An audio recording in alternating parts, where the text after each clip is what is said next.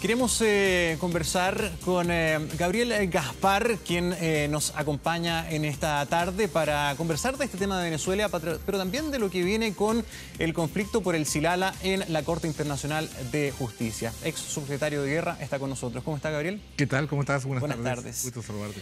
Partamos con Venezuela, porque estábamos hablando de eso. Estaba buscando acá unos datos que había anotado, porque hay una noticia de última hora que me parece que puede ser muy relevante, toda vez que sabemos el principal ingreso económico de Venezuela es el petróleo.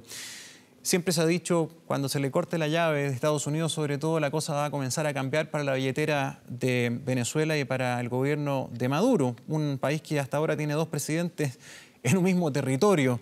El Departamento del Tesoro de Estados Unidos ha sancionado a la petrolera venezolana y prohíbe a sus ciudadanos hacer transacciones con la compañía. Y todo lo que se haga va a ser a la cuenta bloqueada que está en manos de Guaidó. ¿Cuánto tiempo le da a Nicolás Maduro? ¿Cómo ve esta crisis? Creo que el tema central se va a dirimir dentro de Venezuela, para empezar. El resto es pirotecnia internacional, ¿no? Esto también. Sí, las señales económicas también. Sí, porque los dos países también han acordado, por ejemplo, suspender relaciones diplomáticas, pero mantener relaciones económicas. Sí. Entonces, a ver, manteniendo una oficina para de representación mantener el contacto. Claro, correcto. Entonces,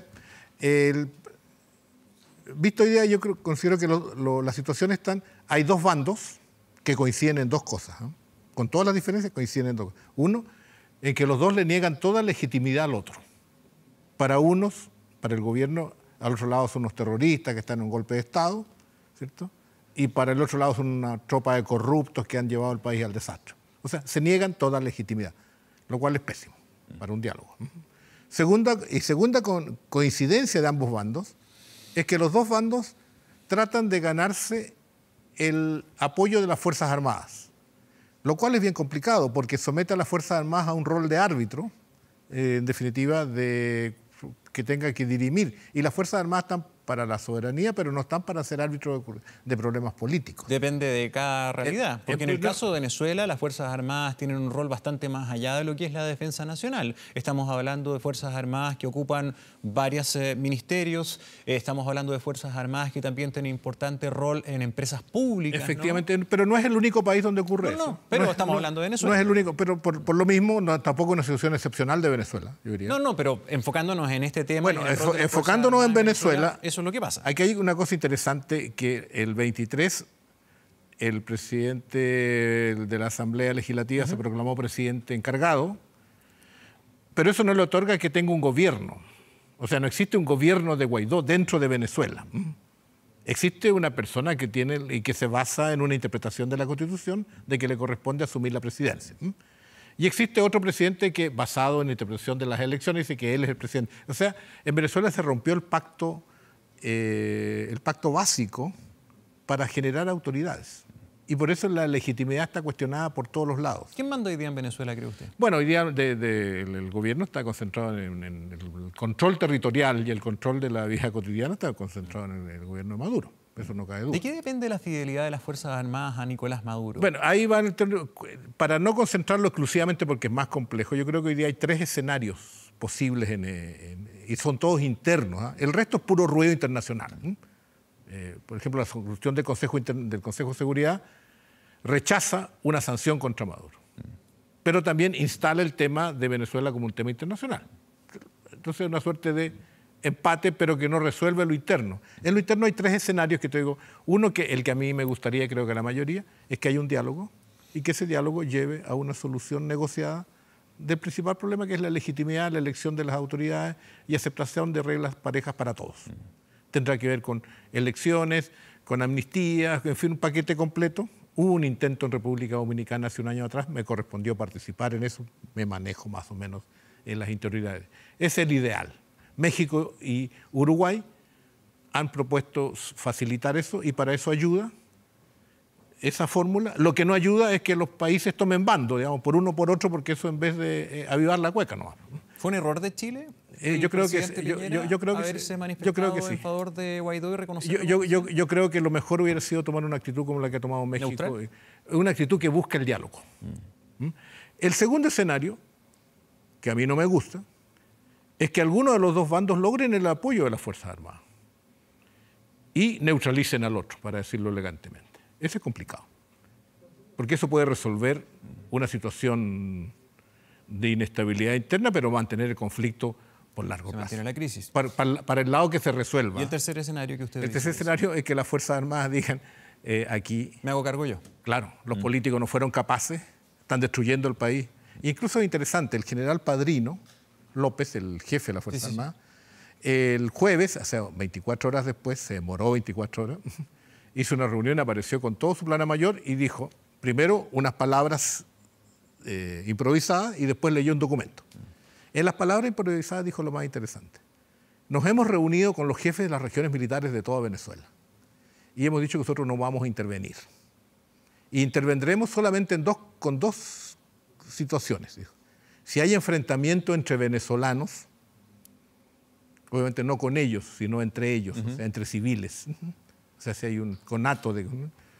Y lo otro, si está amenazada la soberanía nacional. En ese caso nosotros vamos a intervenir. Ojo. Y en segundo lugar, les mandó un recado a todos, digamos. Y en segundo lugar, leyó la declaración. Y en la declaración dice que son leales a Maduro, que desconocen al otro, a Guaidó. Y entonces, pero anuncian una posibilidad, que es que si aquí la situación se polariza, hay que poner orden, porque si no Venezuela se va a destruir. Por lo tanto, todo queda en veremos. Todo queda en veremos. No sé si en veremos, porque si las Fuerzas Armadas... Me refiero a la actitud de las Fuerzas Armadas. Es que no podemos más que conjeturar. Sí, claro, pero la frase "no vamos a intervenir" después queda sepultada cuando dice, bueno, depende de tal y tal... O sea, pone condiciones concretas, con lo cual le está diciendo tanto al gobierno como al gobierno le está diciendo no saque sus colectivos, estos grupos. Ahora, la situación figura bastante inamovible en el sentido de, por ejemplo, uno escuchar y analizar la postura de Nicolás Maduro, la postura de Juan Guaidó. Guaidó, por una parte, volviendo a ser llamado a movilizaciones masivas que se esperan para este miércoles y sábado. Y Nicolás Maduro, en una entrevista que dio a CNN Turk, dice que él se va a mantener, que no va a dimitir, que tiene voluntad de diálogo, pero en el fondo él no se mueve de su posición. ¿Qué le parece lo que ha dicho el Papa hoy día? Temo un derramamiento de sangre. Bueno, nosotros lo tememos todos. Todos tememos que la cosa se descontrole y salga un... Y eso hay que ser súper responsable, porque yo estoy pensando ahora como chileno, si me permites ese. ¿A Chile qué le conviene? Y en ese punto de vista yo quiero ser súper realista, yo soy un realista. A Chile no le conviene un conflicto mayor en Venezuela por dos razones, diría. Además de los principios, los valores y todas esas cosas, ¿no? Pero también una cosa son los discursos y otra la realpolitik. ¿Qué pasaría si hay un conflicto mayor en Venezuela? Balazos y muertos. En primer lugar, el número de migrantes saldría masivamente, varios millones más, como fue Siria con su guerra, y es comprensible y natural que ante un desorden generalizado y situación de inestabilidad y violencia, la población busque seguridad y exsalga. Y eso es malo para Venezuela, es malo para los migrantes y es malo para los países que van a verse desestabilizados. Que van a recibir... entre ellos nosotros. O sea, a nosotros no nos conviene. Y lo segundo es mucho más práctico. Y es que Venezuela es productor de petróleo. 1.600.000 barriles hoy día aporta PDVSA. Mucho menos que antes, pero aporta igual. Si queda un desorden gigante, una violencia, la producción de petróleo y de todo se va a parar, digamos, ¿no? ¿Y qué va a pasar con el precio del mercado internacional del petróleo? Va a subir. ¿Y qué le pasa a los países que somos dependientes de petróleo? Nos va a subir la energía. Entonces tampoco le conviene. Por eso, por razones del interés nacional de Chile, tú me preguntabas recién qué es bueno, qué es malo, lo que le conviene a la diplomacia chilena, yo creo que en eso ha sido muy ideológica en el último tiempo, lo que le conviene a la diplomacia es ayudar a toda la diplomacia. La diplomacia es para arreglar los problemas, para resolver los problemas, no para confrontar, no para, ni menos para meterle en la agenda interna. Antes de ir a otro tema que es el Silala, y siguiendo con el tema venezolano, usted hablaba que lo importante se va a resolver internamente en Venezuela. Por cierto, esto es un problema de un país. Pero ¿no es relevante el contexto internacional? ¿No es relevante que no estamos hablando solamente de OEA, ONU, sino que estamos hablando de una serie de países que han reconocido un nuevo gobierno? Estamos hablando de una Unión Europea con varios actores que han dado un ultimátum de 8 días. Estamos hablando de medidas económicas. ¿Pero qué nuevo hay en eso? Y además no hay gobierno adentro. O sea, cuando uno dice... ¿No sirve para nada la presión internacional? O sea, sirve, pero es un contexto, pero no resuelve. Lo que se resuelve, porque también al otro lado hay apoyo. Aquí no se cuenta. ¿Es equivalente? ¿Hay un equilibrio a nivel mundial si uno compara? En el plano del Consejo Social, sí, en el plano de América Latina, el Grupo de Lima son 12 países de 34. Eso no se dice mucho acá. Y en la OEA, que es el escenario más favorable, una condena a Venezuela solo fue apoyada por 16 países de 33. Entonces, esos escenarios nos polarizan en el ámbito internacional y habla de la bancarrota, del fracaso de la diplomacia regional, donde los organismos como OEA, ALBA, UNASUR, CELAC, todos, en vez de resolver el problema, tomaron partido por allá o por acá, cuando lo que se trata es, como lo hace México, recuperando sus mejores tradiciones diplomáticas, y la republicana Uruguay, es construir un camino de diálogo. Y en eso yo creo que es el camino que nosotros tenemos que apostar y apoyar, porque ese le conviene a Venezuela, le conviene a la región y nos conviene a nosotros por las razones que recién señalamos. ¿No le da la razón este escenario nuevamente a los críticos del multilateralismo?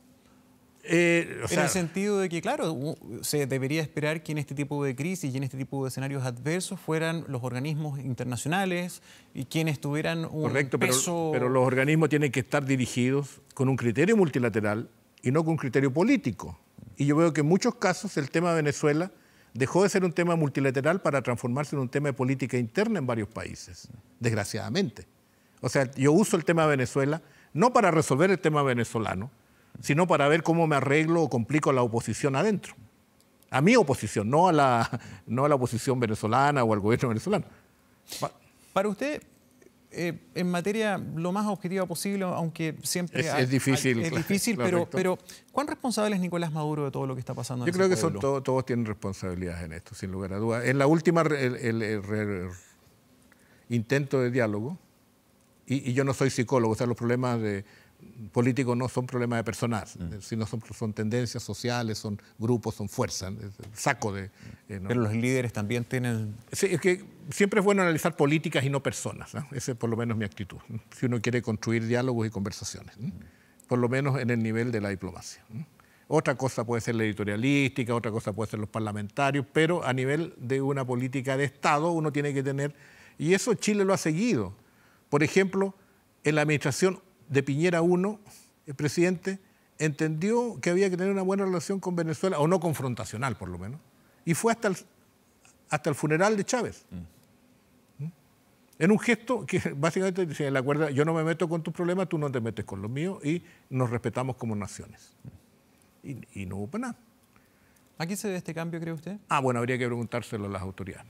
Vamos al otro tema. El Silala. Chile tiene que completar una nueva etapa, ¿verdad?, en esta demanda que ha interpuesto por el uso de las aguas del río Silala, un tema que partió en el año 2016, con una demanda que puso Chile a Bolivia en esta oportunidad. La primera pregunta que quiero hacerle en torno a este caso.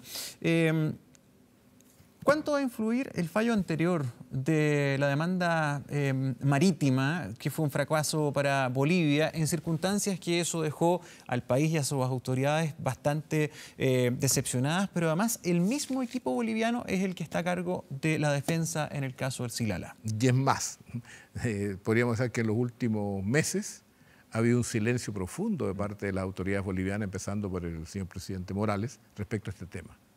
Ni siquiera, no han dicho nada. Ni siquiera cuando volvió de La Haya, porque él estuvo allá, en sus reacciones, él no se refirió por nada del mundo al Silala. Porque ese es un buen caso de cómo se usa la política exterior para la política interna.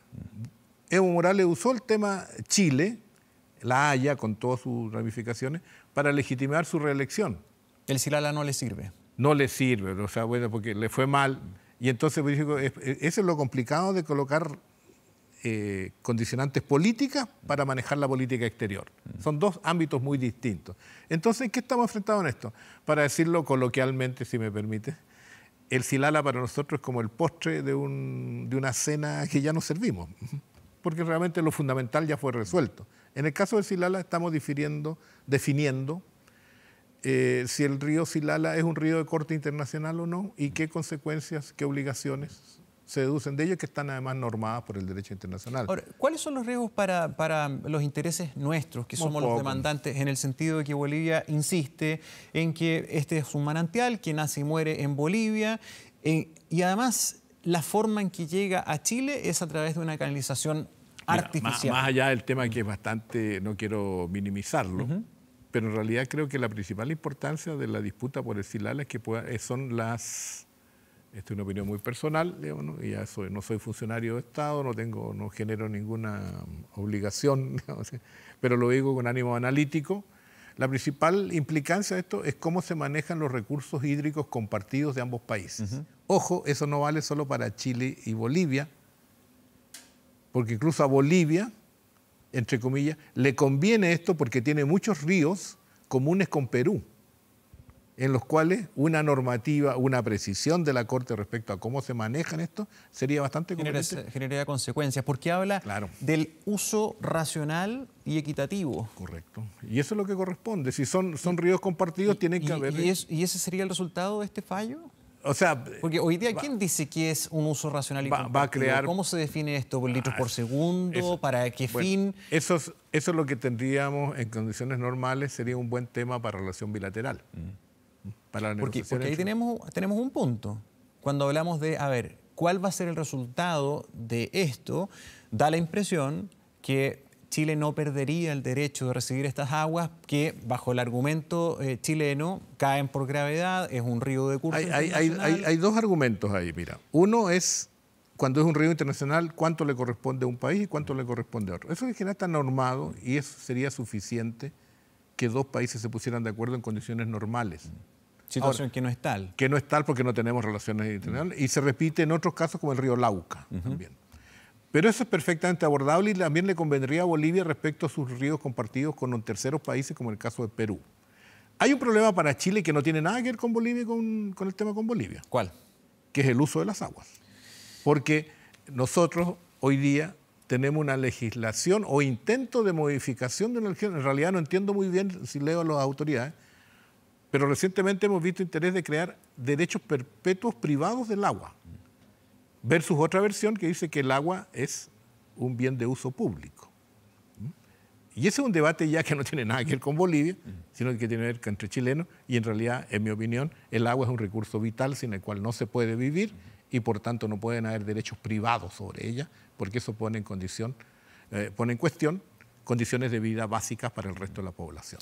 Finalmente, ¿qué le parece la visita del canciller a la zona norte, al Silala, con los equipos técnicos? ¿Son imágenes de carácter político? ¿Técnicamente es menester, es necesario? Todo... Ya está todo probado, ya está todo más que medido, los geólogos lo han requete contrafirmado, pero parece bien que las autoridades conozcan en terreno el escenario en el cual se está desenvolviendo. En todo caso, en este tema nosotros tenemos una gran agente, que es la doctora Jimena Fuentes, que es una ducha en todos estos temas, y que yo creo que nos representa muy bien. Muy bien. Gabriel Gaspar, muchas gracias por venir. Gracias a ustedes. Muy buena tarde. Igualmente.